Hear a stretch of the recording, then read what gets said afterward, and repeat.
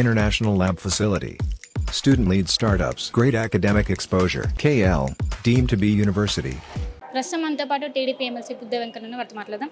Sir, Kesineni Nani ఎప్పుడైతే party మరి అప్పటి నుంచి మీరు ఆరోపిస్తున్నారు ఆయన మీపై, అసలు ఏంటి మీ మధ్య మాటల యుద్ధం? ఆ మధ్య ఏంటంటే కేసీఆర్ నాని కాదు, కోవట్ నాని మా పార్టీలో ఉండి గత 2-3 సంవత్సరాలుగా విజయసాయి రెడ్డి, అయోధ్య రామరెడ్డి, జగన్మోహన్ రెడ్డికి కోవట్టుగా మాట్లాడి పార్టీలో ఉన్నటువంటి అంతర్గతంగా ఏదైనా మాట్లాడితే ఎంపీ గారికి కూర్చుంటాడు కాబట్టి ఆ విషయాలన్నీ వాళ్ళకి చేరదీసి కోవట్టు పని చేశాడు వాళ్ళకి ఇప్పుడు వరకు.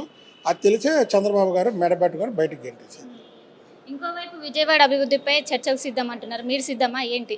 అసలు కేసు కోవట్ నాని అనేవాడు చర్చకి అసలు కోవట్ నాని అప్పులు కట్టాలి చాలామందికి ఆస్తులు దోచేసాడు. కాంట్రాక్టులు ఏదన్నా చిన్న రోడ్డు వేస్తే కమిషన్ ఇవ్వాలి. అవన్నిటి మీద ఇది పెట్టండి. విజయవాడని అభివృద్ధి చేసింది చంద్రబాబు నాయుడు గారు. అభివృద్ధి చేసిన దాని గురించి చర్చ ఎందుకు? ఇంకా అభివృద్ధి చేసే జనాలు కనబడుతుంది కదా, కావాలని మాట్లాడే మాటలు. ముందు అతను అప్పులు కట్టేసి అతను తీసుకున్న కమిషన్లు వెనక్కి ఇచ్చేసి బాలయోగ్ గారి దగ్గర దోచుకున్న ఆస్తి వెనక్కి ఇచ్చేస్తే హ్యాపీ ప్రజలు.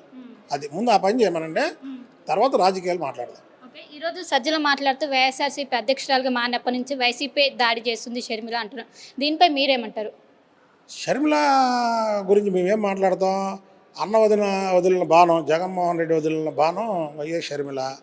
ఆ ప్రజల ఆస్తులు అలాగే ప్రజల సొమ్ము ఎలా కాజేశారో జగన్మోహన్ రెడ్డి. ఆఖరికి వాళ్ళ తండ్రి సంపాదించినటువంటి ఆస్తి అన్న చెల్లికి సమానంగా రావాల్సినటువంటి ఆస్తి, అంటే బయట మాట్లాడుకునేది ఈ ఆస్తి కూడా ఆయన కబ్జా చేశాడు.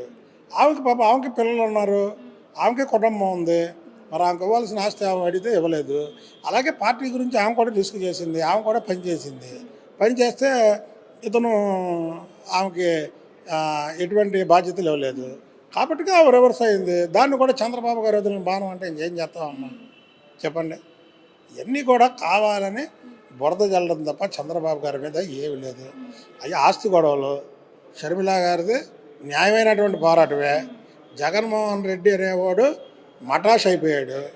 ఇక ఆంధ్రప్రదేశ్లో ప్రభుత్వం కాదు కదా, ఓడిపోయాక ఆంధ్రప్రదేశ్ ప్రజలు అక్కడి నుంచి తరిమి కొడతారు జగన్మోహన్ రెడ్డి. ఎన్నికలు సమీపిస్తున్న వేళ తాజాగా గంట స్పీకర్ ఆమోదం తెలిపారు, దీన్ని ఏ విధంగా చూస్తున్నారు? న్యాయ పోరాటం సిద్ధమా ఏంటి? 3 సంవత్సరాల ముందు రాజీనామా చేస్తే ఇప్పుడు అంటే రాజ్యసభలో ఎలాగ ఓడిపోతారని వాళ్ళు ఇదైంది.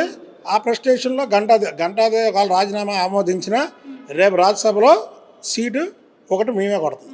సో ఈ ఎన్నికల ముందు ఎలా వెళ్ళబోతున్నారు? ఒకవైపు జనసేనతో పొత్తుంది, ఇంక ఎన్నికల్లోకి వెళ్ళడానికి జనసేన తెలుగుదేశం పార్టీ పొత్తుని ఎప్పుడైతే డిక్లేర్ అయిపోయిందో ప్రభుత్వం వచ్చేసింది. అక్కడ కొట్లాటలు లేవు, ఏమండి అక్కడక్కడ ఉంటాయండి. తర్వాత మళ్ళీ కలిసిపోతాం. అదేం ఉండదు. మేము ఒకటే చెప్తున్నాం, ఈ రాష్ట్ర ఆంధ్రప్రదేశ్ అనేది బాగుపడాలి, చంద్రబాబు గారి వల్ల బాగుపడిద్ది. దానికి పవన్ కళ్యాణ్ గారు కూడా చేయూతనిస్తున్నారు, సంతోషం. వాళ్ళిద్దరు నాయకత్వంలో ఆంధ్రప్రదేశ్ ముందుకు తీసుకెళ్లాలనేది మా కోరిక. సో మొత్తం మీద చంద్రబాబు హయాంలో విజయవాడ అనేది అభివృద్ధి జరిగింది. ఇప్పుడు ఎవరైతే కేశినేని నాని ఉన్నారో చంద్రబాబుకి కోవట్టుగా మారాడు. ఇప్పుడు వైఎస్ఆర్సీపీకి వెళ్ళారు, అక్కడ ఎటువంటి లాభం ఉండదు.